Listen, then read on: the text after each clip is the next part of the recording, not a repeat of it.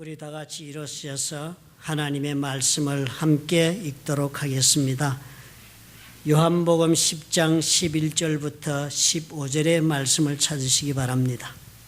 요한복음 10장 11절부터 15절까지 한 절씩 교독하겠습니다. 나는 선한 목자라. 선한 목자는 양들을 위하여 목숨을 버리거니와 삭구는 목자도 아니요 양도 제 양이 아니라 이리가 오는 것을 보면 양을 버리고 달아나나니 이리가 양을 늑탈하고 또 해치느니라. 달아나는 것은 저가 삭군인 까닭에 양을 돌아보지 아니함이라. 나는 선한 목자라. 내가 내 양을 알고 양도 나를 아는 것이 함께요 아버지께서 나를 아시고 내가 아버지를 아는 것 같으니 나는 양을 위하여 목숨을 버리노라. 아멘. 얼마나 상대를 아는가에 따라서 우리가 관계를 맺어갈 수가 있습니다. 많이 알면 알수록 상대와의 관계를 긴밀하게 맺을 수가 있지요. 많은 경우에 우리는 많은 후회를 합니다. 참으로 상대를 사랑하고 배려해주고 싶었지만은 내가 정말 사랑해 주지도 배려해 주지도 못한 채로 관계가 끝나고 말았구나라고 애석해할 경우가 살다 보면 많은 것입니다. 그런 경우 되돌아보면은요, 대개의 경우가 우리가 상대를 제대로 알지 못했었구나. 내가 알았었더라면 내가 좀 더 사랑해주고, 내가 알았었더라면 좀 더 그분을 배려해 주었을 텐데 하는 후회는 항상 사람을 살아가는 과정 속에 우리 가슴에 남게 되는 일 중에 하나가 됩니다. 저는 이 차를 운전하고 가다가 앞에 차들의 라이선스 플레이트에 적혀있는 글을 보는 것을 즐겨합니다. 어느 차를 가다 보니까 젊은 학생이 운전해 가는 차인데 뒤에 언뜻 보니까 흥미로운 구절이 적혀 있어서 따라 붙었습니다. 읽어보려고요. 그래도 이렇게 적혀 있었어요. If you know me, 만약 당신이 나를 알면 you will love me, 당신은 나를 사랑할 것입니다. 나를 알게 되면 나를 사랑하게 되고 말 것이다는 그런 자신만만한 문구를 보았어요. 어떤 여자일까 싶어가지고 차를 몰고 열심히 옆으로 붙어봤습니다. 아주 앳된 18살 정도 된 학생이었어요. 보면서 마음속에 그런 생각이 들었습니다. 그렇다. 우리는 상대를 아는 것만큼 우리가 사랑할 수 있구나. 그런 생각이 들었습니다. 사실 우리가 신앙생활하면서 우리는 얼마나 자신에게 많이 다짐을 합니까? 예수를 믿으면서 내가 정말 예수님을 사랑하며 살아야지. 정말 말씀대로 내가 하나님을 사랑해야지. 맞아. 하나님 사랑, 예수님 사랑하면서 이웃을 내 자신같이 사랑해야지. 우리가 그렇게 다짐을 하고 살 때가 많습니다. 그래서 그런지 한국 분들은 국민시, 윤동주 시에서도 그 구절을 발견하고 그래서 좋아하는 것 같아요. 별을 노래하는 마음으로 모든 죽어가는 것을 사랑해야지. 그리고 나한테 주어진 길을 걸어가야 하겠다. 내용을 가만히 들어보면 사랑이 운명이에요. 그죠? 우리 한국 분들이 이렇게 사시는 것을 아주 즐겨하시는 것 같습니다. 그런데도 그럼에도 불구하고 우리는 어떻습니까? 내가 그토록 제대로 해보고 싶은 사랑에서 우리는 참으로 원하지도 않는 실패를 너무나도 자주 경험하지 않는가 하는 것입니다. 사랑은 해야겠다 그렇게 내가 마음을 먹었는데도 불구하고 오히려 나는 사랑과는 거리가 먼 말과 행동을 하고만 경우가 너무나도 비일비재해서 그것이 우리 마음을 아프게 합니다. 사랑이 잘 되지를 않아요. 열정이 있는데도 불구하고 사랑이 제대로 이루어지지가 않습니다. 결심했는데도 불구하고 꾸준히 사랑해 주지를 못하고 말아요. 가만히 살펴보면요, 이 모든 문제 가운데서 사랑은 내가 상대를 알고 있는 만큼밖에 내가 사랑할 수 없다는 것을 이해하게 되는 것입니다. 왜냐하면 내가 상대를 아는 만큼 나는 관계를 맺어갈 수가 있고 그리고 그 발전하는 그 관계 위에 사랑이 있을 수가 있기 때문입니다. 원수 같은 관계를 맺으면서 나는 너를 사랑하노라 하는 말은 있을 수가 없지요. 관계 위에 사랑은 존재하고 그 관계는 아는 만큼 이루어질 수가 있는 것입니다. 하나님께서는 우리에게요, 늘 말씀하시기를 나는 스스로 내 자신을 이 모든 하나님의 백성들에게 알려주시는 그런 하나님이라고 성경을 통해서 말씀을 하십니다. 우리는 그것을 하나님은 자신을 우리에게 계시해 주시는 분이다 그렇게 말씀하지요. 그렇게 말씀하는 까닭은 하나님께서도 우리가 하나님을 그렇게 알아서라도 그렇게 제대로 하나님을 보여주는 만큼이라도 우리가 알아서 그 아는 만큼 우리가 하나님을 사랑할 수가 있기를 바라기 때문인 것입니다. 요한복음을 읽어보니까 무슨 말씀이 나왔습니까?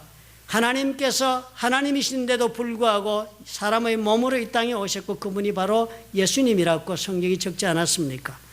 그렇다면 이 사람의 모습으로 오신 이 예수님을 우리가 아는 만큼 우리는 누구를 알게 됩니까? 하나님을 알게 되는 것입니다. 그러면 이 예수님을 아는 만큼 우리는 예수님과 관계를 실질적으로 맺을 수가 있습니다. 눈앞에 보이는 육체를 가진 존재시니까요.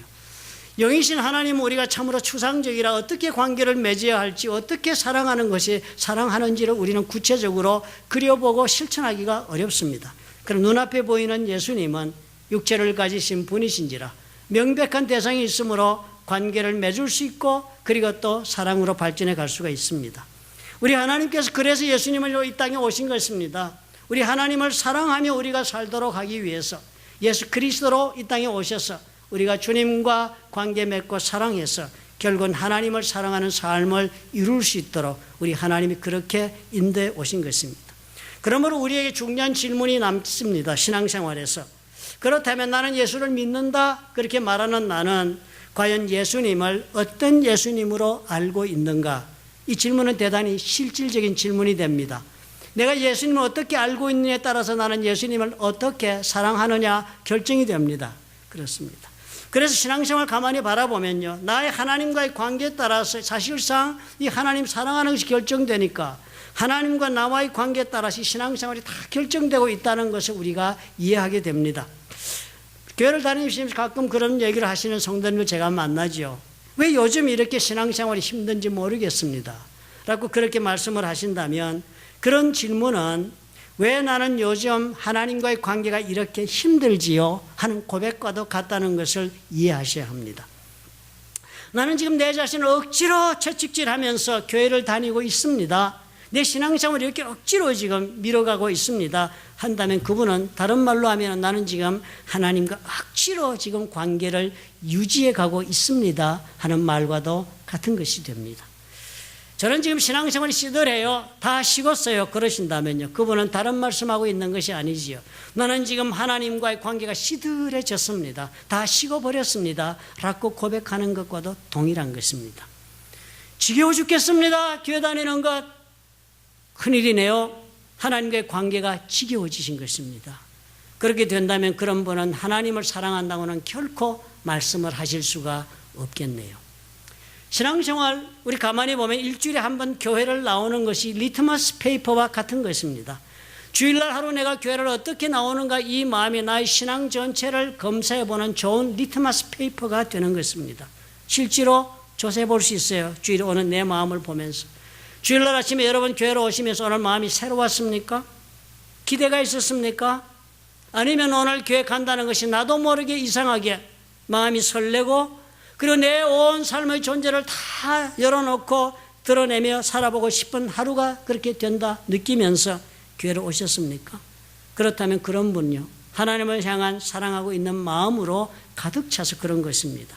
마지못해서 아니면 두려운 마음에 아니면 떨쳐버릴 수 없는 부담감 때문에 나는 오늘 하나님을 찾아올 수밖에 없다면 어떡하지요?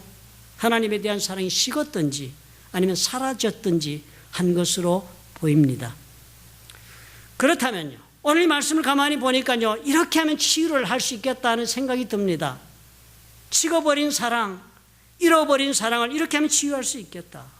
하나님에 대하여 더욱 하나님 알아보기를 한번 도전해 보는 것입니다. 왜요? 아는 만큼 사랑할 수가 있다기 때문입니다. 사랑은 마치도 고전 음악과도 같습니다. 여러분 고전 음악을 처음부터 좋아하는 사람 누가 있습니까? 저는 예전에 국민학교 때 제가 좋아했던 노래가 한명숙의 노란 샤츠 입은 사나이였습니다. 국민학교 3학년인가 4학년인가 막 집에서 열심히 부르고 있던 누나가 듣더니 호통을 치는 거예요. 그런 저속한 노래를 부른다고. 그래서 어린 마음에 이건 저속한 것이구나. 그리고 고상한 것이 무엇인가 물었더니 클래식 얘기를 하는 거예요.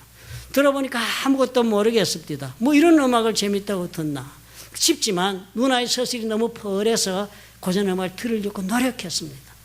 듣고 또 듣고 듣고 또 듣고 자꾸 듣다 보니까 어떻게 해요?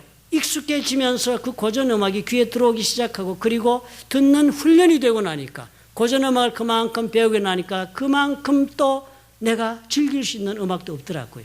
그래서 고전음악과 좋은 관계를 맺고 평생 사랑하는 사람이 된 것입니다. 사랑이란 이런 것이다.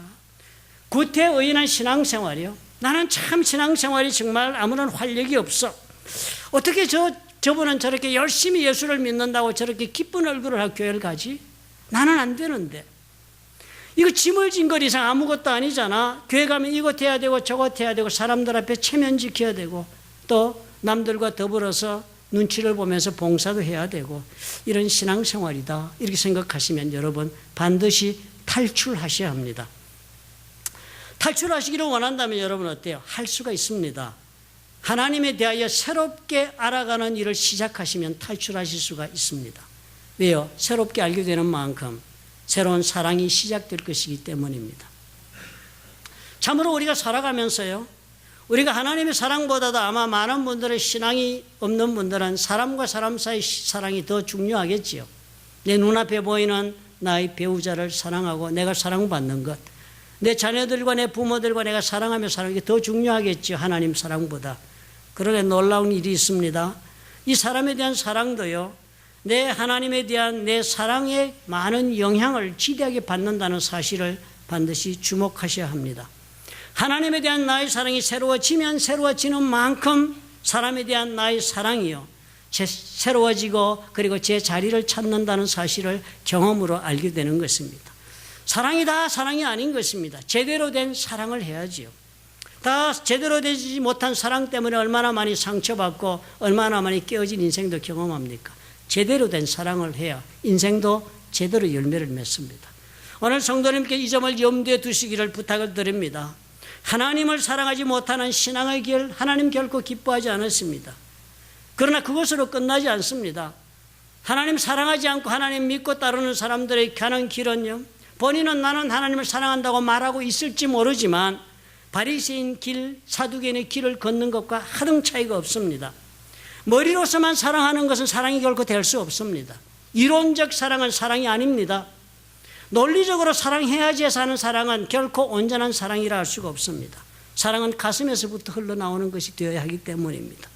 아무리 내가 어렵게 살았다, 아무리 내가 하나님의 말씀을 따라 오늘까지 바르게 살아왔다고 내가 자부한다 할지라도 하나님에 대한 가슴으로부터 넘치는 그런 사랑으로 걸어가지 못하면 아무런 의미가 없습니다. 신앙생활, 공허한 신앙의 길밖에 다른 길이 없습니다.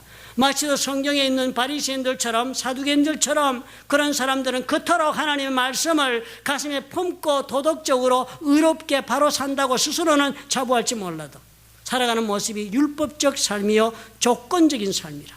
그러면서도 스스로 이분은 사랑한다고 하면서 억지를 부리는 것 이상이 아무것도 아닌 인생을 살고 말 수가 있는 것입니다. 우리 예수님, 저와 여러분 모두가 하나님을 지극히 가슴으로부터 사랑하며 살 수 있기를 희망하십니다. 가슴으로부터 넘치는 사랑을 가지고 살아야 행복할 수 있습니다. 부부간의 사랑을 생각해 보십시오. 책임만 다하는 남편 100점짜리라고 말할지는 몰라도 가슴으로부터 넘치는 사랑으로 가정을 이끌어 나가는 남편이 아니라면 그게 무슨 좋은 남편이라 할 수가 있겠습니까? 행복할 수 없습니다. 그래서 예수님은 요한복음에요, 자신을 자주 소개를 하십니다. 나는 이런 분이다. 나는 이런 사람으로 이렇게 좀 알아다오 하고 주님이 접근하세요. 왜? 주님을 사랑하시는 법을 터득하기를 바라기 때문입니다. 요한복음 그랬어요. 다른 복음서와는 달리 주님께서 나는 누구다 하는 말씀을 자주 하세요. 영어로 하면 더 쉽겠습니다. I am 이라고 시작하는 문장이 나옵니다. 우리 많이 배웠죠? 벌써 몇 가지요. 영어로 표현하면 7가지가 그런 표현이 요한복음에 나온다고 합니다. 우리가 지금 예전에 배운 것이 있지요. I am the bread of life. 나는 생명의 떡이다. I am. 나는 생명의 떡이라고 주님께서 자신을 소개하십니다. 예수님이 어떤지 알고 싶어? 나는 생명의 떡이야. 너 생명을 먹고 싶어? 생명 있는 사람이 되고 싶어? 내가 생명의 떡이야. Take me. 나를 받아들여. 그렇게 말씀하시잖아요. 얼마나 쉽게 다가오시면 자신을 소개합니까? 그만큼 안만큼 주님과 관계를 맺을 수가 있고 그 맺은 만큼 우리가 어떻게 해요? 주님을 사랑할 수 있기 때문입니다. 주님은 나는 생명의 세상의 빛이라고 그랬습니다. I am the light of the world. 그리고 우리가 지난주인가요? 우리 배웠지요. I am the gate for the sheep. 나는 양의 문이다. 오늘은요, 그 네 번째 구절을 우리가 들었습니다. 네 번째 I am saying이요. 나는 선한 목자다. I am the good shepherd. 주님이 이렇게 자신을 우리가 알려주기를 원합니다. 왜요? 우리가 주님이 선한 목자인 것을 알게 되는 순간부터 우리는 이제까지는 주님을 향하여 가지지 못했던 새로운 사랑을 우리가 가질 것을 주께서 아시기 때문에, 그래서 이것을 가르쳐주고자 했습니다. 나는 선한 목자라는 것을 네가 좀 알았으면 좋겠다. 그렇게 주님이 다가오시는 거예요. 그렇기 때문에 우리가 이걸 알면 우리 사랑도 그만큼 성숙해지겠습니다. 주님이 선한 목자가 된다 하는 이유를 첫 번째로 들고 있는 말씀이 무엇 때문이라고 하는지 한번 보시기 바랍니다. 요한복음 10장 14절입니다. 바로 자신의 양을 알고 양도 목자를 아는 이것이 예수께서 선한 목자가 되는 길이다고 이렇게 말씀하세요. 나는 선한 목자라. 내가 내 양을 알고 양도 나를 아는 것이, 아버지께서 나를 아시고 내가 아버지를 아는 것 같으니 나는 양을 위하여 내 목숨을 버리노라 그랬습니다. 대단히 위로가 되는 말씀 아닙니까? 사실 내가 누군지를 알아주는 사람이 있다는 거, 이거 무척 필요합니다. 살아가면서. 그죠? 나를 알아주는 사람이 아무도 없다. 이거 대단한 고독한 사건이 됩니다. 군중 속의 고독이라 표현하지요.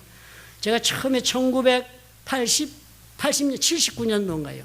처음으로 한국에서 뉴욕에 혼자 여행을 갔습니다. 뉴욕에 떨어져 호텔에 들어갔는데요, 아무도 아는 사람이 없는 천지사방에 그 사람들 와글거리는 속에 나는 홀로 호텔방에 앉아가지고요, 얼마나 외로운지요. 아는 사람이 하나도 없다는 거예요. 군중 속의 고독, 무서운 것입니다. 나를 알아주는 사람이 있다는 것, 그것으로 인해서 내가 삶을 시작할 수가 있는 기반이 되기 때문입니다. 슬프고 그리고 또 염세적인 사람이 되기 쉽습니다. 아무도 나를 알아주는 사람이 없다면 우울증에 빠지지요. 내가 누구인지 알려지고 또 다른 사람을 내가 안다는 것은 이건 생존의 문제입니다. 그러면 여러분 교회 오셔서도 이 아는 일 열심히 하시는 거 좋은 일입니다. 교회 와서 나를 알리고 싶지 않아서 자신을 문을 닫고 홀로 조용히 있다 가시면 그만큼 생존의 기회를 놓치시는 것이 되겠습니다. 서로가 알고 또 알려주는 그런 것은 우리가 근본적으로 우리가 꼭 해야 할 일들임에도 불구하고 우리는 그 일들을 잘할 수 있는 존재가 되지 못합니다. 사람들은 누가 그랬지요? 쇼렌 키에르 케골이 그랬던가요? 우리는 추운 겨울밤에 두 마리의 고슴도 채워다 갔다고 그랬습니다. 우리는 서로 날씨가 추워 서로가 서로의 체온이 필요함에도 불구하고 서로 가까이 다가가면 체온을 나누기도 전에 가시로 서로를 찌르는 일을 하는 고슴도 채워다 갔다. 우리 그렇대요. 우리는 필요해서 알리고 또 알아야 되겠는데 불구하고 그것 때문에 우리가 서로가 서로를 아프게 하는 일들이 앞서서 일어나서 우리가 두려워하는 그런 존재들, 제대로 알려주지도 또 알지도 못하는 그런 어리석은 존재들이 우린 것입니다. 진실로 상대가 누구인지를 제대로 아는 것 대단히 어렵습니다. 많은 분들이 결혼하고 나서 하시는 말씀이요, 이런 사람인 줄 몰랐다, 많이 하시잖아요. 모른 채 결혼하면서도 자기의 전 존재를 걸었다. 이거 대단히 어떻게 해요? 어리석은 선택을 했네요. 그런데도 행복하게 사신다면 하나님의 은혜가 분명하겠습니다. 내가 어떤 사람이 제대로 알게 하는 것, 이것도 또한 대단히 어렵습니다. 남에게 나를 알리는 거죠. 언제나 자기 자신을 있는 그대로 알리지를 못합니다. 우리는 언제나 내 자신을 나가 실제 나 모습보다 크게 알리려다가 문제를 만들고, 그렇죠? 전혀 다른 모습으로 나를 보여주려다가 위선자가 되고 하는 것이 우리의 본래 모습이 아닙니까? 부부 사이도 그렇지요. 아무런 간격이 없는 그런 관계가 되어야 되는, 과연 몇 사람이 그렇게 친밀한 그런 제대로 된 부부의 관계를 이루고 있겠습니까? 이룰 수 있다면 행복하신 부부들이에요. 친구들이 서로 아는 것도 그렇지요. 부모가 자식이 부모를 아는 것도 언제나 부족하게 알고 있는 것으로 해서 우리는 오해하고 그것 때문에 미워하고 그리고 다투고 갈등하면서 인생을 삽니다. 그래서 우리 가슴속 깊은 곳에는 언제나 이런 내적 욕구가 가득 차 있습니다.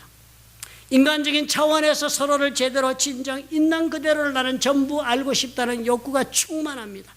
그런 상대를 찾아 사랑하지 못하면요, 마약에 빠지고 술에 빠지고 도박에 빠지고 음란에 중독이 되고 하는 것입니다. 그 욕구 때문에. 또 영적인 차원에서도 하나님을 제대로 알고 싶다는 내적 욕구가 엄청나게 우리는 큽니다. 우리의 내부에는 사람에게 대한 알고 싶고 알려지고 싶은 갈증이 심하지요. 또 하나님을 알고 하나님에게 알려지고 싶어하는 영적인 공허감, 배고픔이 있는 것입니다. 성 아구스틴이 그런 말을 했습니다. 우리 심장은 Our hearts are restless, 쉼이 없다, 쉬지를 못한다. Until they find their rest in thee. 주님 안에서 안식을 얻을 때까지는 우리 영혼은 쉬지를 못한다는 거예요. 그렇지 않아요? 그런데 우리 예수님 말씀하세요. 우리를 아신대요.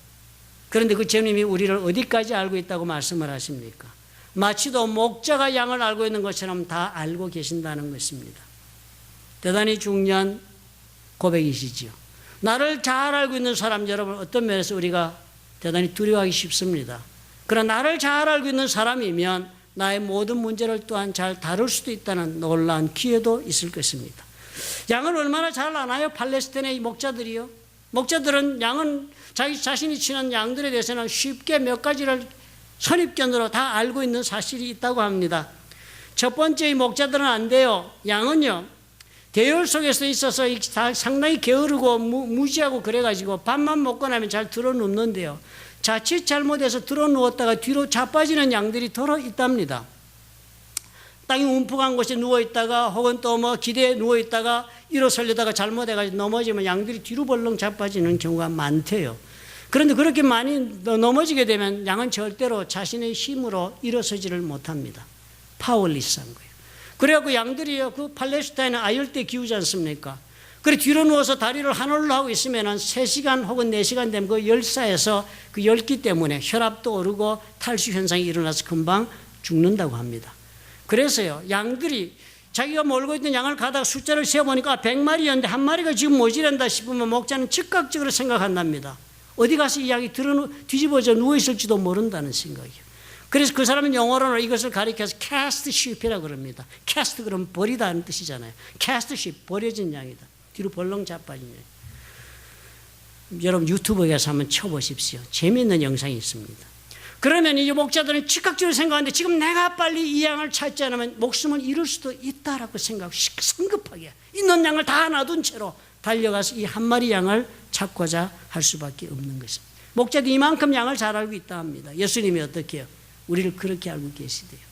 우리가 참말로 우리 살아가는 모습 그렇지 않아요? 저와 여러분이. 우리는 언제나 우리 손으로 뭐 할 수 있을 것이 큰 소리치고 할 수 있을 것처럼 우리가 내질러 놓고는 결국은 아무것도 제대로 마무리도 못 짓는 나약한 존재들입니다. 혼자 인생을 발버둥 치다가 그렇게 말고 있는 것이 현재 지금의 우리 살아가는 모습인 것이 아닙니까? 속수무책이에요. 우리는 주님 아시듯이 양을 그렇게 하는 목자처럼 우리를 그렇게 하십니다. 양들은요, 눈앞에서 무엇이든지 먹는답니다. 독초든 풀이든 그냥 있으면 다 먹는답니다. 욕망대로 산답니다. 우리가 그렇죠. 뭐 저와 여러분 욕망을 얼마나 잘 절제할 수 있는 분이 몇 분이나 되실까요? 그저 우리는 내 육체가 원하는 대로, 내 감정이 원하는 대로 그렇게 자연스럽게 사는 것이 행복한 줄 아는 존재들 아닙니까? 우리 그렇게 사는 것 주님이 아신대요. 양들은요, 또 놀랍게도 푸른 초장에 데려가서 담을 쳐놓고 그 가운데 놔두면요, 그 푸른 초장에 모든 것이 다 갇혀 있는데도 그 안에 갇혀 있는 거 싫어한답니다. 양들이요. 희한하대요. 조그마한 구멍만 있으면 그 구멍을 파고 나가가지고 바깥으로 나간대요. 반드시 그런 양이 한 마리쯤 있답니다. 길을 쓰고 그 뚫고 나간답니다. 그럼 나가면 바로 그 바깥에는 그냥 아주 메마른 땅인데요. 풀도 없고 그 메마른 풀을 뜯는데요. 그러면 다른 양들도 헐게들게 보다가 한 마리 두 마리 따라가서 같이 거기다 올린데 푸른 초장을 놔두고. 제가 우스갯소리로 우리 집사람한테 간혹 예전에 야단 많이 맞았습니다. 어디 나가면서 맛있는 음식 다 차려놓고 갔는데 갔다 오면 내가 보니까 뭐예요? 라면을 삶아 먹은 거예요. 꼭 그런 꼴입니다. 그죠? 하나님께서 우리 삶과 좋은 것을 다 공급해 주시고 주님께서 이 길을 오면 네 자리 안에서 네가 이 경계 속에 살면 너는 이런 삶이 주어진다 하지만 우리는 어떻게 해요? 그거 벗어나고 싶어 합니다. 속박을 벗어나고 싶다. 자유하고 싶다 그러면서. 우리 사는 꼴이 양과도 같아요. 그래서 우리는 다 그릇 향하여 각기 제 길로 간 양과도 같다고 이사야서가 말씀하지 않습니까? 예수님은 마치도 목자가 이런 양의 습성을 잘 알고 있듯이 우리의 모든 것을 다 아신답니다. 우리를 아시면서 다 알고 보시니까요. 주님 그래서 이런 말씀하시는 거예요. 내가 내 양을 알고 양도 나를 아는 것이 아버지께서 나를 아시고 내가 아버지를 아는 것 같다. 하나님과 예수님의 관계 서로 아는 것은 어떻게 해요? 완전하게 서로를 아는 관계 아닙니까? 그렇게 하듯이 주님께서 우리를 아신대요. 나를 아신대요. 그래서 그렇기 때문에 주님이 이 말씀을 하십니다. 나는 양을 위하여 목숨을 버리노라. 나를 철저히 하시는 이유 때문에 예수님이요, 나를 위해 목숨을 버리지 않을 수가 없다 하시는 거예요. 우리는 예수님이 우리를 위해 목숨을 버렸다니 하도 많이 들어가지고 감동이 없습니다. 그 한 번 돌아가시고 되게 울겨먹네 이렇게 생각할 정도로 우리는 무감각해져 있지 않아요? 사실 그런 것입니다. 여러분 이렇게 생각해 보시면 이 심정을 여러분 이해하실 수 있을 것입니다. 어떤 여자와 연애를 했습니다. 연애를 하고 보니까요, 이제 둘이 결혼을 해야겠다라고 생각을 하고 둘이가 결혼 준비를 하려고 봤더니 어머, 이 여자가 크레딧 카드의 빚이 3만 불이 넘어요. 그렇지만 no problem. 왜요? 나는 이미 이 여자를 알았고 사랑하기 때문에 그 3만 불이 무슨 대수요? 갚아주고 결혼하기로 할 것입니다. 하나도 그것이 무슨 큰 희생이다 생각하지 못할 것입니다. 그렇게 결혼을 하고 보니까 어떻게 보니까 큰일 났네. 신장이 하나 파괴되어 가지고 기능을 제대로 하지 못하고 삽니다. 피를 골라야 할 정도가 되었다. 의사가 말해 조사해 보니까 참으로 희한하게도 남편의 DNA하고 맞춰보니까 딱 맞습니다.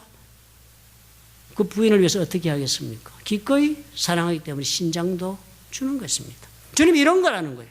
우리를 먼저 와서 목숨을 내놓고 사랑하고 이런 우선 방정식, 그런 어떤 율법적인 관계 속에서 나를 위해 돌아가셨으므로 내가 살아서 그래서 의로움을 입어서 내가 예수님을 사랑하고 이런 관계가 아니라 예수께서 우리를 다 알고 보니까 우리를 사랑할 수밖에 없고 그리고 또 사랑하다 보니까 자신의 목숨도 내어놓을 수밖에 없는 그런 사람이 그런 분이 예수님이 되셨다라고 우리에게 말씀해 주시잖아요. 감동이 있는 사랑을 주님이 하고 계신 것을 보는 것입니다. 그뿐만 아니라 선한 목자가 되는 이유를요, 말씀을 가만히 보니까 자발적으로 자기 목숨을 주기 때문에 나는 선한 목자다라고 주님이 소개를 하십니다. 나는 선한 목자라. 선한 목자는 양을 위하여 목숨을 버린다 그랬습니다. 버린다는 것은 어떻게 해요? 상대방이 누구가 강압적으로 목숨을 빼앗아 간 것과는 다릅니다. 내 스스로 목숨을 내어주는 것입니다. 요한복음 10장 15절에는 나는 양을 위하여 목숨을 버리노라. 예수님께서 양을 위하여 그 목자가 양을 위해 목숨을 버리듯이 우리를 위해 자기 목숨을 버리신다고 그랬습니다. 즉 어떻게 해요? 자발적으로 주님은 우리에게 자신의 목숨을 내놓는다 하십니다. 누가 내놓아라, 누가 빼앗아서 아니면 사고를 당해서 할 수 없이 아니면 로마의 병정들 때문에 할 수 없이 아니면 사두개인들의 그 모략과 유대인들의 배신 때문에 목숨을 빼앗기고 십자가에 올라가신 것이 아니랍니다. 우리에게 목숨을 자발적으로 주시려고 스스로 죽음의 길을 걸었답니다. 사도행전 2장 23절에 그래서 이렇게 설명했잖아요. 그가 하나님의 정하신 뜻과 미리 아신 대로 내어준 바 되었다. 목숨을 내어놓은 거죠. 마태복음 1장 21절에 이는 그가 자기 백성을 저희 죄에서 구원하실 자이심이라. 우리를 구원하시기 죄에서 건져내시기 위해서 우리 주님께서 자기 목숨을 그냥 내놓으신 거예요. 그렇게 하지 않아도 되는 일을 주님이 하신 것입니다. 우리가 이것을 알지 못하니까 구원의 감동이 없습니다. 구원의 감격이 없어. 나는 구원받았다 하면서 하나도 내가 감격이 없다라는 분들은 생각해 보아야 합니다. 그저 내가 죄 지은 죄값을 주님이 지불하시고 그래서 그 죄값을 목숨으로밖에 안 되니까 자기 목숨을 내놓고 나를 건지셨다라고 율법적으로 판단하면 구원은 나에게 아무런 힘이 없습니다. 구원은 나에게 아무런 주님을 사랑하는 일에 도움이 되지를 못합니다.